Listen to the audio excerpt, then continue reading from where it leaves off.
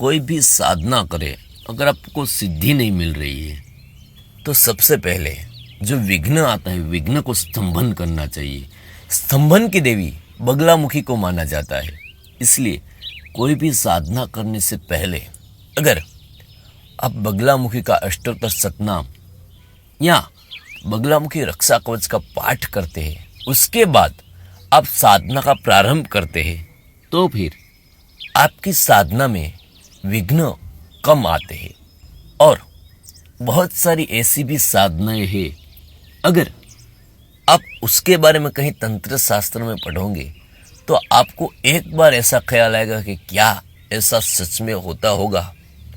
तो मेरा जवाब है मित्र, हाँ, ये सब सच में होता होगा। क्योंकि अगर आप सोचिए, कभी कभी आपकी जिंदगी में ऐसे कोई कार्य आ जाते हैं, ऐसा कोई विघ्न आ जाता है जो आपकी समझ से परे है, आपको लगता है आसान नहीं है, इसको कैसे हल करें। उस वक्त अगर आप छोटे से छोटा अनुष्ठान करते हैं और वह विघ्न शांत हो जाता है, आपकी समस्या को हल कर देता है, तो सोचिए, यह साधना अगर विधिवत करते हैं तो क्या आपका कार्य नहीं होगा। मैं आज आपको बताने चाह रहा हूँ एक ऐसी साधना, अगर आप उसको सिद्ध करते हैं तो फिर आपके धन का योग ऐसे खुलेगा कि न जाने कहाँ कहाँ से पैसे आना शुरू हो जाएगा। कहाँ कहाँ से पैसे आएगा मतलब आपको काम में ऐसा कोई लाभ मिलेगा कि आपने न सोचा होगा, ना कहीं देखा होगा। हर तरफ से पैसा आना शुरू हो जाएगा। मैं आपको बताने जा रहा हूँ कुबेर और धनलक्ष्मी की साधना। अगर कुबेर देवताओं के कोषाध्यक्ष और धन के अधिपति माने जाते हैं, इनकी साधना करने से धन आकर्षण, व्यापार वृद्धि, आर्थिक स्थिरता और घर में स्थायी लक्ष्मी का वास होने लगता है। तंत्र और वैदिक दोनों मार्गों में कुबेर साधना का बहुत महत्वपूर्ण रहा है। यह साधना किसी भी शुक्रवार, धनतेरस, दीपावली, अक्षय तृतीया या पूर्णिमा की रात्रि से कर सकते हैं। इन दिनों में यह साधना करना अत्यंत शुभ माना जाता है और यह साधना का समय रहेगा रात्रि के 10 बजे के बाद या सुबह ब्रह्म मुहूर्त में। आपको उत्तर दिशा की ओर मुख करके बैठना है, क्योंकि उत्तर दिशा को कुबेर देवता की दिशा मानी जाती है। इसमें जो सामग्री लगेगी वो है कुबेर यंत्र, पीला या लाल आसन, घी का दीपक, कमल गट्टे की माला या स्फटिक की माला, पीले पुष्प, केसर, इत्र, मिठाई या खीर का भोग, तांबे का पात्र, गंगा जल।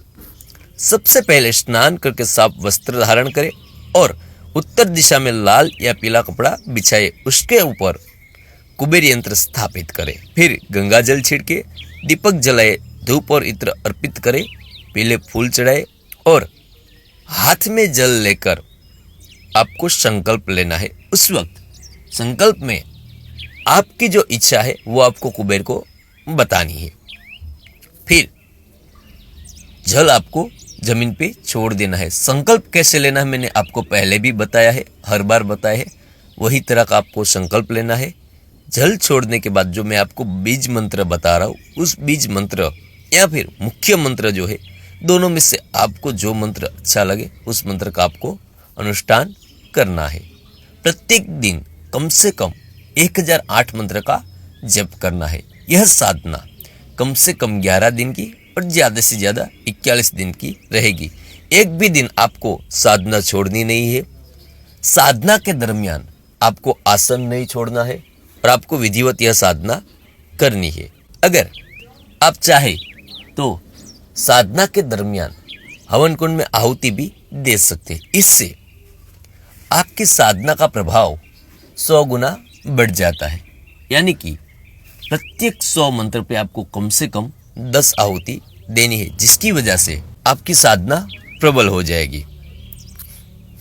इसके अलावा आपको साथ में माता लक्ष्मी का भी स्थापन करना है, क्योंकि धनलक्ष्मी माता लक्ष्मी का वह स्वरूप है जो धन, वैभव, सोना, संपत्ति और ऐश्वर्य प्रदान करने वाली मानी जाती है। इनकी साधना से आर्थिक उन्नति और घर में सुख समृद्धि बढ़ती है। जिनका समय रहेगा रात्रि के 10 बजे के बाद और यही दिन में आपको साधना करनी है। इसमें जो आपको दिशा पसंद करनी है वह दिशा है उत्तर या पूर्व दिशा की ओर मुख करके आपको बैठना है। साधना की सामग्री में धनलक्ष्मी माता की तस्वीर या मूर्ति, लक्ष्मी यंत्र, लाल या गुलाबी आसन, कमल गट्टे की माला, घी का दीपक, गुलाब या कमल के पुष्प, केसर, इत्र, खीर या मिठाई, गंगाजल। सबसे पहले स्नान करके स्वच्छ वस्त्र धारण करके पूजा के स्थान पर लाल कपड़ा बिछाए और माता लक्ष्मी की प्रतिमा स्थापित करे। फिर गंगाजल छिड़के, घी का दीपक जलाए, फूल और इत्र अर्पित करे, माता का ध्यान करे। फिर जो मैं आपको मंत्र बता रहा हूँ उस मंत्र का आपको प्रत्येक दिन कम से कम 2100 बार इस मंत्र का जप करना है। उसके बाद यह साधना आपको कुबेर की साधना के साथ ही साथ करनी है, यानी कि पहले कुबेर जी की साधना, उसके बाद माता लक्ष्मी की आपको साधना करनी है। अगर आप 11 दिन का अनुष्ठान करते हैं कुबेर जी का और माता लक्ष्मी का दोनों का संकल्प लेकर विधिवत करते हैं तो फिर आपका धन आकर्षण बढ़ता है, आर्थिक स्थिति मजबूत होती है, घर में सुख समृद्धि आती है, व्यापार और नौकरी में उन्नति होती है और दरिद्रता कम होने लगती है।